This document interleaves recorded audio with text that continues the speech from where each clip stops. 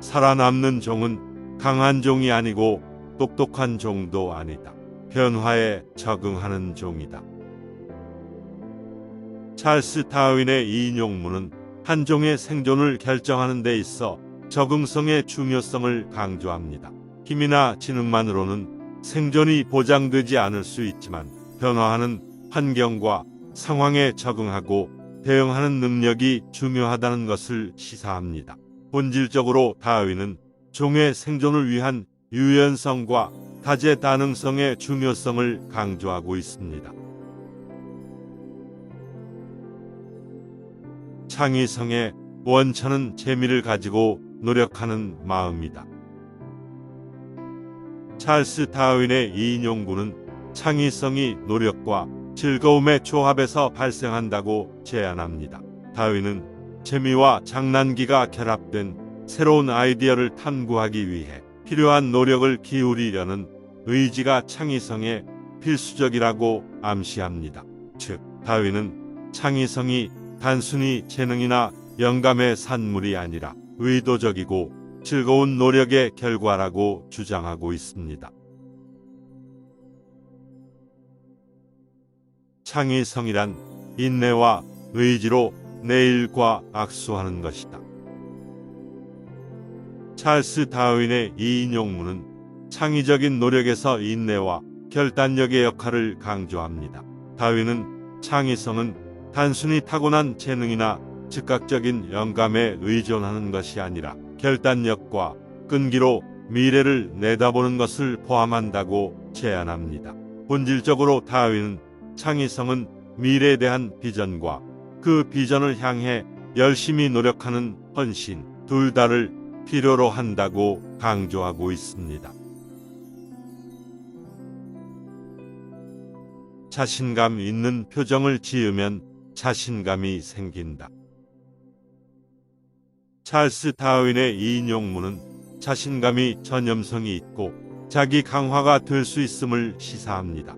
다윈은 얼굴 표정을 통해 자신감을 투영하는 것이 자신과 다른 사람들에 대한 자신감을 쌓는 데 도움이 될 수 있다고 암시합니다. 다시 말해서 다윈은 자기 확신과 주장에 긍정적인 피드백 루프를 만드는 비언어적 의사소통의 잠재력을 강조하고 있습니다. 인생을 다시 살 수 있다면 적어도 매주 한 번은 시와 음악을 즐기는 규칙을 세울 것이다. 이런 취향을 잃는다는 것은 행복을 잃어버리는 것이다.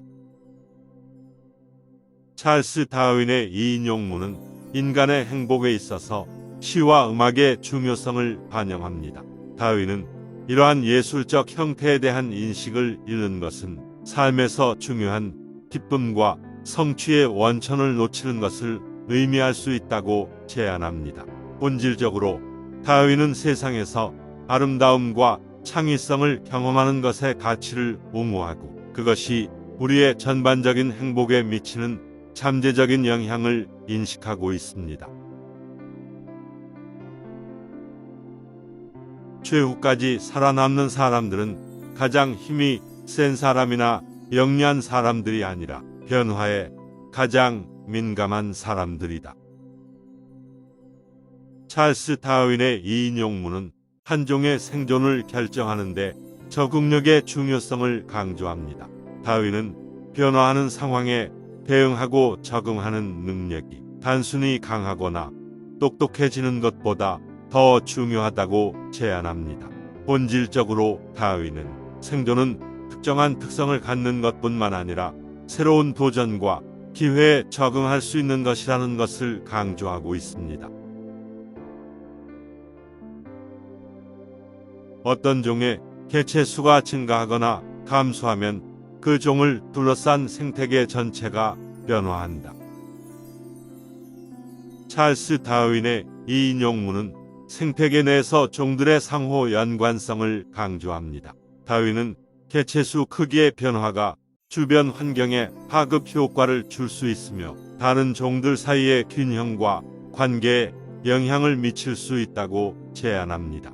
본질적으로 다윈은 생태계의 건강과 안정성은 개별 종뿐만 아니라 그들 사이의 역학과 상호작용에도 달려 있다고 강조하고 있습니다. 외부에서 들어온 극소수의 새로운 종도 생태계 전체를 바꾸어 놓을 만큼 파장이 크다. 찰스 다윈의 이 인용문은 생태계에 새로운 종을 도입하는 것에 잠재적인 영향을 강조합니다. 다윈은 심지어 적은 수의 새로운 종들도 전체 생태계에 중대한 변화를 일으켜 기존의 관계를 교란시키고 환경의 균형에 영향을 미칠 수 있다고 제안합니다.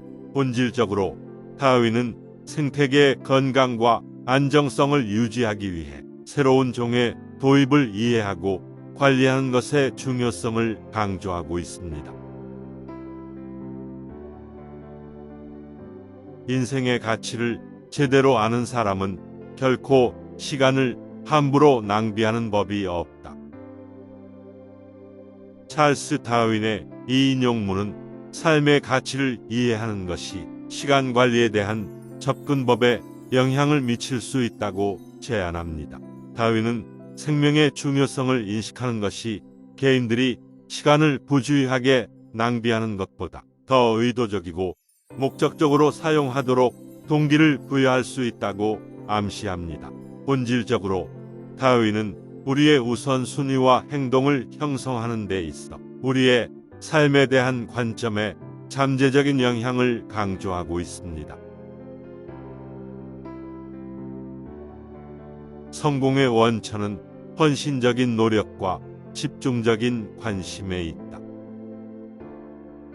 찰스 다윈의 이 인용문은 성공이 헌신적인 노력과 집중적인 관심의 조합에서 온다는 것을 암시합니다.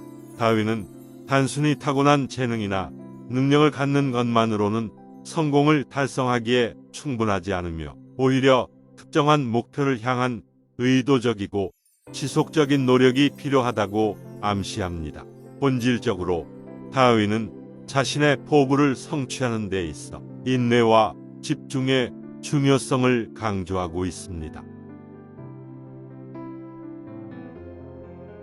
바보는 인생에서 시도를 하지 않는 사람이다. 찰스 다윈의 이 인용문은 행동을 취하지 않고 새로운 것을 시도하지 않는 것이 바보의 표시라고 제안합니다. 다윈은 위험을 감수하고 새로운 가능성을 탐구하는 것을 버리는 것이 개인의 성장과 성취의 장애가 될 수 있다고 암시합니다. 본질적으로 다윈은 기회를 받아들이고 배우고 성장하고 자신의 잠재력을 달성하기 위해 행동하는 것의 중요성을 강조하고 있습니다. 약간의 뛰어남이 승리를 가져온다. 찰스 다윈의 이 인용문은 작은 양의 탁월함도 승리로 이어질 수 있다는 것을 암시합니다. 다윈은 성공이 반드시 완벽함이나 위대함을 성취하는 것에 달려있는 것이 아니라 점진적인 진보와 개선을 통해 성취될 수 있다고 암시합니다. 본질적으로 다윈은 성공을 달성하는 데 있어 지속적인 노력과 지속적인 학습의 잠재력을 강조하고 있습니다. 인생의 한 시간을 낭비하고도 아무렇지 않은 사람은 아직 인생의 가치를 발견하지 못한 것이다. 찰스 다윈의 이 인용문은 삶의 가치를 인정하지 않는 것은 시간 낭비에 대한 걱정의 부족을 초래할 수 있다고 제안합니다. 다윈은 생명의 중요성과 소중함을 인식하는 것이 개인들이 그들의 시간을 더 의도적이고 목적적으로 사용하도록 동기를 부여할 수 있다는 것을 암시합니다. 본질적으로 다윈은 우리의 우선순위와 행동을 형성하는 데 있어 우리의 관점이 삶에 미치는 잠재적인 영향과 우리의 시간을 가치 있게 여기고 최대한 활용하는 것의 중요성을 강조하고 있습니다. 나는 죽음 앞에서 일말의 두려움도 갖고 있지 않다. 찰스 다윈의 이 인용구는 찰스 다윈이 죽음에 대한 두려움이 없었다는 것을 암시합니다.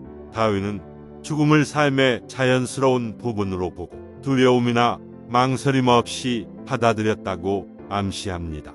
본질적으로 다윈은 생명과 자연계에 대한 그의 과학적 연구에 의해 영향을 받았을 수도 있는 죽음에 대한 그의 관점을 강조하고 있습니다.